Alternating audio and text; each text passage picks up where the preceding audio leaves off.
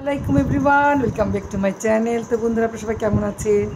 আলহামদুলিল্লাহ, তো আমি বেশ ভালো আছি। তো আজকে হচ্ছে গিয়ে বুধবার, অনেক দিন পর করে যাচ্ছি, প্রায় 3 দিন। রোববার দিন থেকে আজকে হচ্ছে গিয়ে বুধবার। তো এই 3 দিন দেশের পরিস্থিতি একটু অন্যরকম ছিল, সে কারণেই যাওয়া হয়নি। তো গতকালকে থেকেই সব কিছু খুলে গেছে, সে কারণে আজকে থেকে যাচ্ছি কোর্টে। এই তো আমি রেডি হয়ে গেছি, আর অরুণ বাইরে রেডি হয়ে বসে আছে।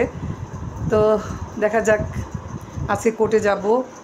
আর একটু কাজ আছে বাইরে, অনেক কিছুই আছে কাজ টুকটাক করার, সেগুলো আজকে একটু একটু করে করে ফেলবো। যেহেতু এই মাসের 13 তারিখে আমি একটু দার্জিলিং যাচ্ছি আনানের সাথে দেখা করতে, সে কারণে আমার কাজগুলো এখন থেকে না গুছালে হবে না।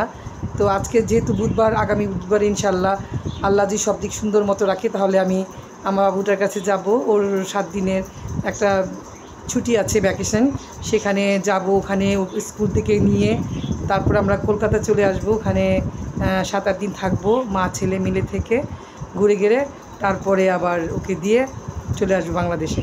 তো আমার জন্য সবাই দোয়া করবেন। দেশের পরিস্থিতি এখন আল্লাহর রহমতে একটু মোটামুটি স্বাভাবিক হয়েছে। যে যেখানে আছেন, যে জায়গায় আছেন, যার যার জায়গা থেকে সবাই নিরাপদে থাকার চেষ্টা করবেন। আর কি বলবো, আমাদের এখন সবারই দায়িত্ব দেশের প্রতি করা, কর্তব্য করা। যার যেখান থেকে যেভাবে পারবেন সবাইকে সাহায্য করার চেষ্টা করবেন। আর এই তো, সর্বশেষে আমার এটাই কথা যে আমরা স্বাধীনতা পেয়েছি, স্বাধীনতা রক্ষা করা আমাদের একান্ত সবার নিজ নিজ দায়িত্বে স্বাধীনতা রক্ষা করতে হবে। তো ঠিক আছে, এখন আমি অফিস যাচ্ছি, তারপরে এসে আপনাদের সাথে অনেক আলাপ করবো, গল্প করব। তো আজকে আমার সঙ্গেই থাকবেন, আমি যা যা করবো অবশ্যই আপনাদের সাথে শেয়ার করব।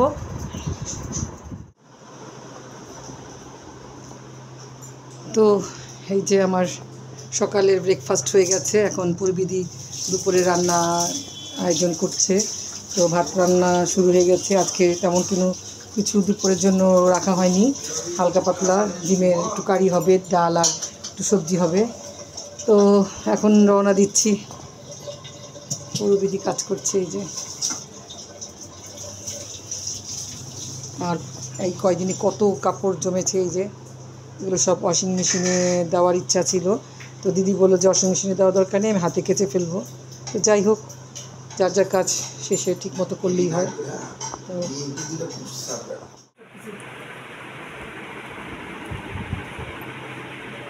আর ওদেরকে বলো তাড়াতাড়ি ঘুম থেকে উঠান, নাস্তাটা খায় ফেলে, হ্যাঁ, আর করতে বসতে বলবা। আর কোচিং আছে কিন্তু জিজ্ঞেস করবো তাও।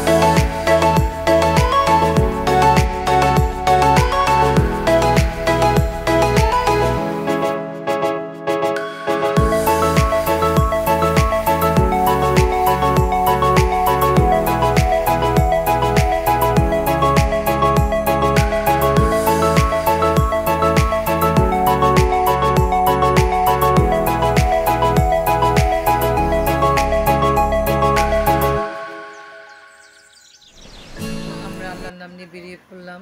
মনের মধ্যে একটু ভয় দিতে কাজ করছিল যে গাড়িটা আজকে বের করেছি, রাস্তায় কোনো সমস্যা হয় কি না। তো যাই হোক, আল্লাহর রহমতে তেমন কিছু হয়নি। তো দেখলাম অনেকেই গাড়ি বের করেছে। তো আমরা কিছুক্ষণ রাস্তার ভিডিও করলাম। ট্রাফিক ছিল না, আর বৃষ্টি হচ্ছিল। তো এই বৃষ্টির মধ্যে আমাদের ছাত্র সমাজ ঘরে বসে নেই, তারা রাস্তায় বেরিয়ে পড়েছে। তারা ট্রাফিকের কাজ করছে। অনেক স্টুডেন্ট দেখলাম, কলেজ স্কুলের স্টুডেন্ট, তারা দাঁড়িয়ে দাঁড়িয়ে ট্রাফিকের কাজটা করছে, খুব ভালোই লাগলো দেখে। তো যাই হোক, আমরা একটা খারাপ পরিস্থিতির মধ্যে এই কটা দিন পার করেছি। এখানে আমাদের অনেক সন্তানের মতো সন্তানের সমতুল্য অনেক স্টুডেন্ট মারা গেছে, শহীদ হয়েছেন। তো তাদের পরিবারের প্রতি আমার গভীর বেদনা রইল, সমবেদনা রইল। তারা অতি আল্লাহ যাতে তাদের এসে শোক সইবার তৌফিক দান করে। আর কি বলবো, এরকম জানি দ্বিতীয়বার আমাদের দেশে এরকম পরিস্থিতি না সৃষ্টি হয়। তো যাই হোক, আমরা যাচ্ছি আপিল বোর্ডে। রাস্তায় বৃষ্টি পড়ছে, আর অনেকক্ষণ অনেক কথাই চিন্তা হলো মনে, যে নিজেরও দুটো সন্তান আছে, আর কত মা সন্তান হারা হয়েছে, তাদের ভিতরে আজকে কেমন লাগছে তারাই শুধু জানে। তো যাই হোক, আল্লাহর কাছে শুধু এটাই বলবো, আল্লাহ সেই মাদের শোক সইবার তৌফিক দান করুক, সেই শোক সন্তপ্ত পরিবারের সবাইকে ধৈর্য ধারণ করার, সবর করার তৌফিক দান করুক, এটাই আমার কামনা। তো যাই হোক, আমরা আপিল বোর্ডে চলে আসলাম। আপিল বোর্ডে যেহেতু আজকে কোর্ট নাই, তারপরেও আমরা এসেছি, আমাদের কাজ আমাদের করতে হবে। ক্লায়েন্টদের অনেকেরই মামলা ছিল আজকে। তো এসে শুনলাম যে আজকে কোর্ট হবে না, ডেট দিয়ে দিবে। তো আমরা ডেট নিয়ে একটু সবার সাথে আলাপ করে চলে যাব বাসায়।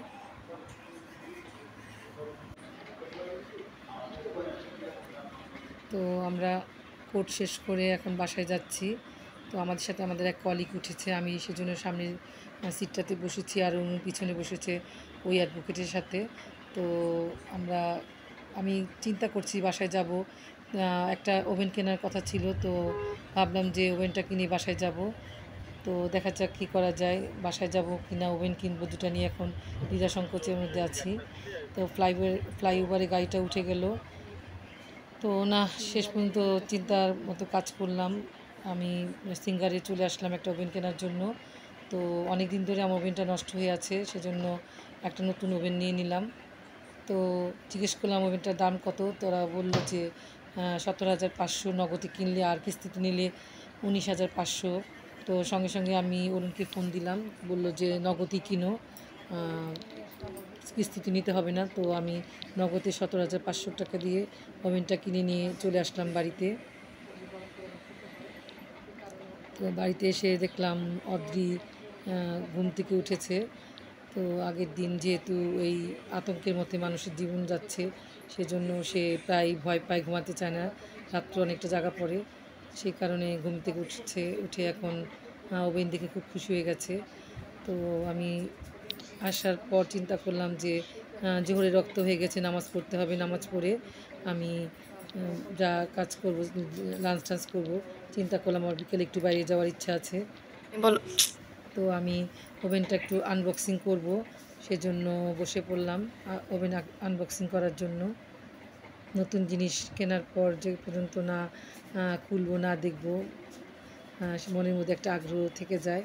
তো অদ্রিও বলছে, মা তুমি ওভেনটা আনবক্সিং করো, আমি একটু ভিডিও করি। তো আমি আনবক্সিং করলাম। তো পুরানটা এখন কী করবো সেটাই চিন্তা করছি, পুরানটা দেখি বিক্রি করা যায় কি না।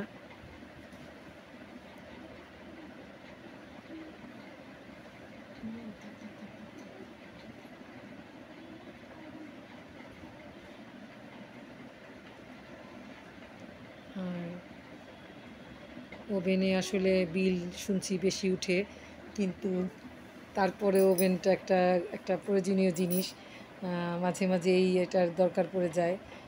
আর তখন মনে হয় না যে রান্নাঘরে যে চুলা ধরাই, জিনিসপত্র গরম করি, রান্না বাড়া, খাবার দাবার, তো এই কারণেই বেশি কেনা। তো বেশি আইটেম বেশি কিনি নিই, যাতে সিম্পল খাবারটা গরম করা যায়। তারপর এখানে অনেক সিস্টেম আছে, অনেক কিছু বানানো যাবে, পিৎজা, গ্রিল টিল সবই দেওয়া আছে। তো ওটা যখন করতে মন চাইবে করা যাবে। আগেরটাও আমার সিঙ্গারে ছিল, ওটা আমি প্রায় 2017-তে কিনেছি। এই 24শে রোজার মধ্যেও একবার সার্ভিসিং করে এনেছিলাম, কিন্তু আবার সেই মাদারবোর্ডটা নষ্ট হয়ে গেছে, ওটা হিট হয় নাই, কারণে ওটা বলছি যে আর ঠিক করব না। কিন্তু এখন একটা নতুনই কিনে নিয়ে আসলাম, আর ওটা বিক্রি করার চিন্তা ভাবনা করছি, বিক্রি করে দেবো।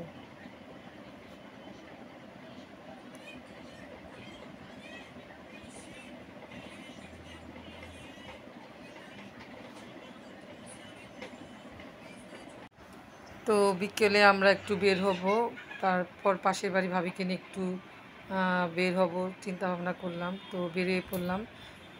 তো আমার এই ভিডিওটি যদি আপনাদের কাছে ভালো লেগে থাকে তাহলে অবশ্যই আমার চ্যানেলটাকে লাইক, শেয়ার, কমেন্টস এবং সাবস্ক্রাইব করতে ভুলবেন না। বাই বাই, আল্লাহ হাফেজ।